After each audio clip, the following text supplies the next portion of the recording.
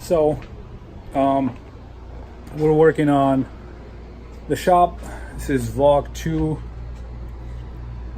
Just wanted to show you guys, we just swapped the whole shop, have LED lights. So I just want to show you guys how awesome they look. These things, all the stuff here.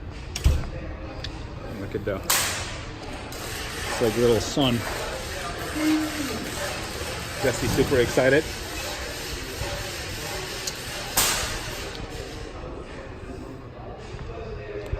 It's so bright you can't even look at it.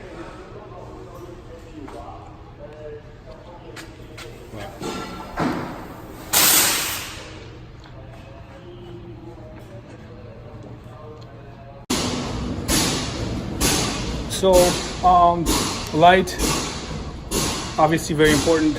We wanted to upgrade and make sure we have a lot of light available. And the previous design was pretty bad. Very old, outdated lights. So I'm gonna break them right now. I'm trying to see if I can find a good angle to show you guys, but it's super bright. And our landlord was kind enough to hook us up with an amazing setup, and safer, and it's a lot more visibility for the mechanics to do their jobs. So I wanted to share that with you.